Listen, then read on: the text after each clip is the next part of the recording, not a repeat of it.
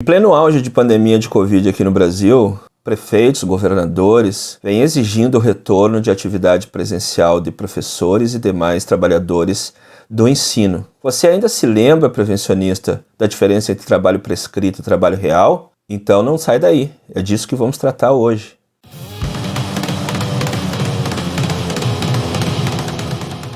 Bem, amigos, trabalhadores e trabalhadoras, eu sou o Gerson Rocha, aqui do canal Cogito, para quem não me conhece. E hoje venho tratar de um tema que está na ordem do dia.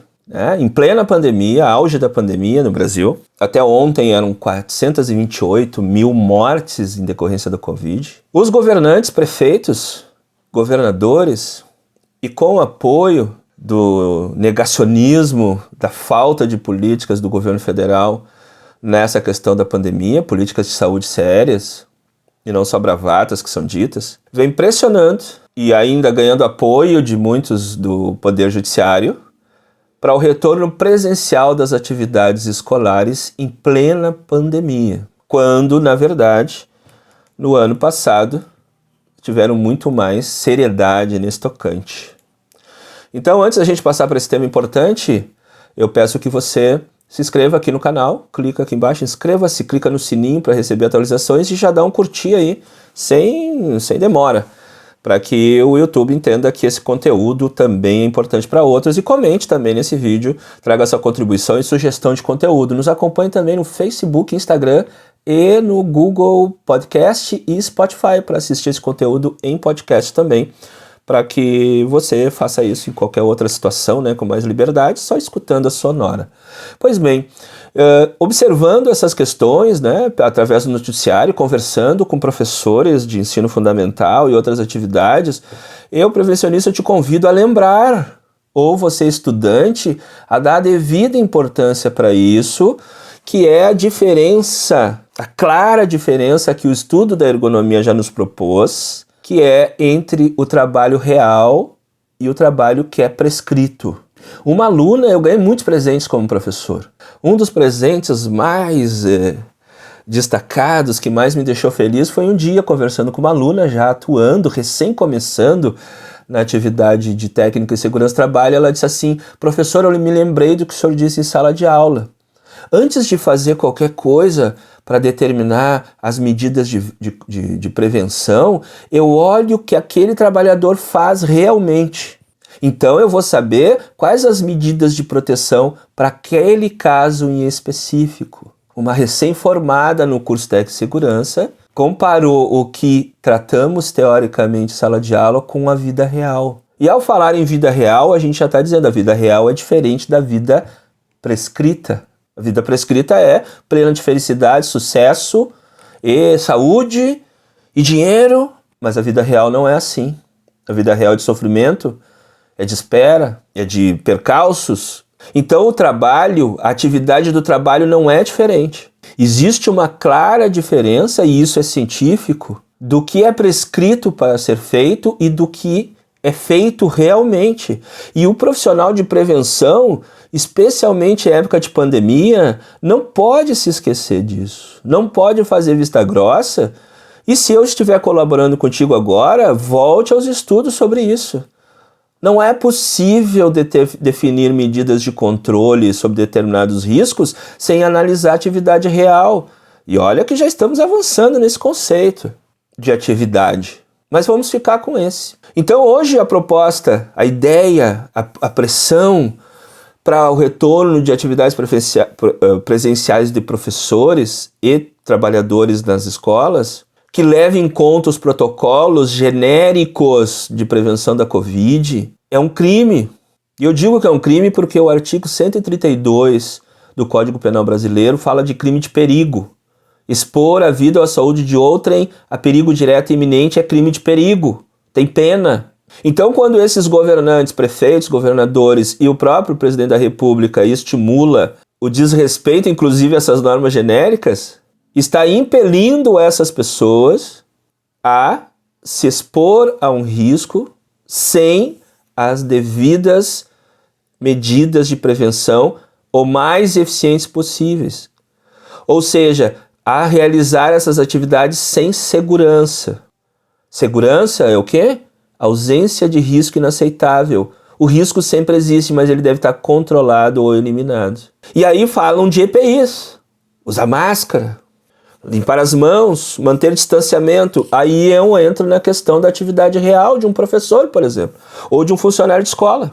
E aí eu vou fazer, né, como todo o exemplo, a gente precisa dar uma exagerada em algumas coisas. Um professor de sala de aula, com uma turma regular, de jovens que têm um mínimo de compreensão, com certa redução da quantidade dessas pessoas na sala, com uma sala de aula ventilada.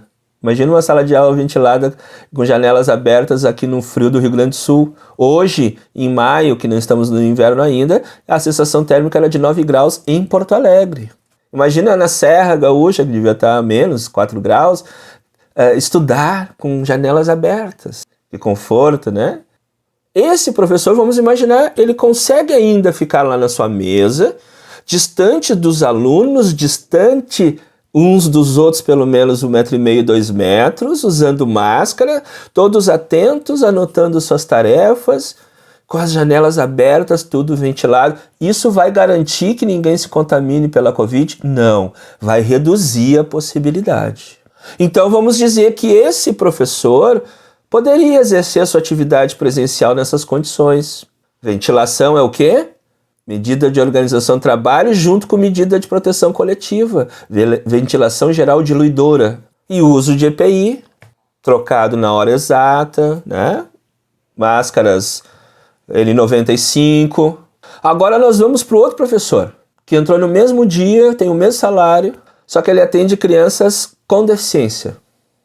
Das mais variadas idades, das mais variadas deficiências, que tem às vezes a necessidade de aporte de um monitor, que essa criança precisa ir no banheiro, ser higienizada, ela tem paralisia cerebral, ela tem traumas muito tristes decorrentes de vários tipos de violência e abandono que sofreu antes. E essas crianças, esse professor, vai ter a mesma compreensão desses alunos? Com deficiência intelectual, com paralisia cerebral, com outras doenças como síndrome de Down, como situações, né, como síndrome de Down, ou outras doenças, crianças autistas. Como que tu leciona para essas crianças sem contato com elas, sem a criança sair correndo numa sala de aula, ter que ser buscada, tem que pegar a criança, conduzi-la de novo. Os jogos pedagógicos são de proximidade, de contato. Como faz isso mantendo distância, usando máscara e limpando as mãos com álcool gel? Então a atividade é diferente. O trabalho prescrito, professor municipal, professor estadual, mas a atividade que ele exerce é diferente. O técnico de segurança de uma obra faz a mesma coisa que o técnico de segurança de uma indústria, mas os dois não são técnicos de segurança, não. A sua atividade real é diferente. E no caso de uma pandemia, tem maior ou menor proximidade ou contato com as pessoas. O motorista de ônibus de transporte intermunicipal, geralmente a cabine do ônibus é isolada dos demais passageiros. Mas de linha de transporte urbano, não. E por que não é? Porque um ano depois não se pensou em reorganizar essa atividade de trabalho para expor menos esses trabalhadores, se eles são tão essenciais assim para transportar os outros trabalhadores para os seus locais de trabalho. Então ficamos nessa questão do distanciamento físico, né? A gente fala de distanciamento social, mas na verdade é distanciamento físico, mínimo. Uso de máscaras, higienização das mãos para evitar a contaminação cruzada, né? Tocarmos no rosto e aí levarmos o vírus a nos infectar. Mas e as outras medidas de organização do trabalho, as medidas de proteção coletiva e medidas de proteção individual eficiente foram tomadas por essas empresas? Então, há que se refletir sobre isso, sobre o papel dos técnicos em segurança, especialmente nessa questão de pandemia, para orientar os trabalhadores e trabalhadoras sobre a realidade das especificidades da sua atividade real de trabalho. E os sindicatos profissionais devem estar atentos para isso também. Numa universidade, por exemplo, onde tem pesquisa, ensino, as atividades de pesquisa e ensino são diferentes. Os trabalhadores dessas atividades, mesmo com o mesmo cargo, fazem coisas diferentes. Tem técnico de laboratório que não tem contato com risco biológico. Tem técnico de laboratório que só trabalha em pesquisa com risco biológico. São os dois técnicos de laboratório com o mesmo salário. Tem arquiteto que faz projeto no computador, tem outro arquiteto que vai na obra fiscalizar a obra, a reforma. Precisa orientar as pessoas, precisa levantar dados sobre aquilo.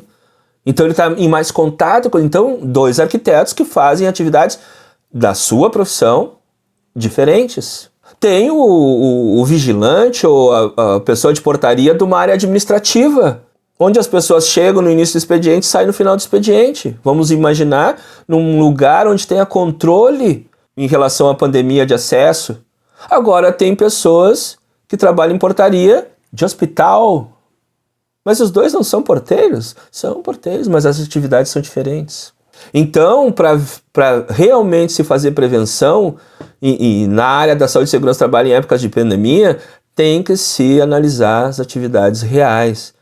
Os sindicatos devem cobrar dos poderes públicos, dos prefeitos e governadores, uma análise das atividades reais daquela escola, para, através de laudos técnicos, liberarem ou não profissionais para atividade presencial. E que essa liberação para atividade presencial pode ser reduzida. Uma das medidas de prevenção de riscos que conhecemos na área da higiene ocupacional, ou higiene do trabalho, é o revezamento, porque quanto menos exposto tu fica ao risco, menos possibilidade desse risco de causar dano. Isso foi pensado ao longo desse ano. Onde estão os prevencionistas e os sindicatos combativos que ou só não se faz nada ou só se faz tudo, e esse poder público, com os interesses não muito nobres, se utiliza dessa ignorância para hoje oprimir trabalhadores que são conscientes, como trabalhadores no ensino, são mais conscientes sim dos seus direitos, são mais organizados, mas que nesse momento estão pressionados a um trabalho presencial sem vacinação, colocando em risco as suas vidas, das suas famílias e das famílias dos seus alunos e dos próprios alunos. Por quê? É tudo tratado no genérico. Tudo é a mesma coisa. Abrir escola é a mesma coisa, de qualquer escola. Todo mundo faz a mesma coisa dentro da escola. Qual é a função do professor? Dar aulas. Qual é a função de um secretário de escola? Secretariar a secretaria da escola. Então não é à toa que temos 428 mil subindo mortes no Brasil, e agora com os dados do vídeo anterior, né, do outro vídeo que eu coloquei aqui, um longo vídeo tratando dos dados das ocupações e as mortes por ocupações, veiculado em abril ainda no Eu País, sobre quem realmente está morrendo mais em decorrência da Covid, em decorrência da sua atividade essencial. Se a atividade de ensino é essencial e os alunos precisam voltar à escola, vacinem os professores e professoras e os funcionários de escola e as crianças. Senão, estarão incorrendo num crime do artigo 132 do Código Penal, crime de perigo. Estarão expondo dolosamente a vida dessas pessoas à contaminação pela Covid. Agradeço a tua atenção, não se esqueça de se inscrever no canal, nos acompanhar, comente aí e até a próxima. Um abraço!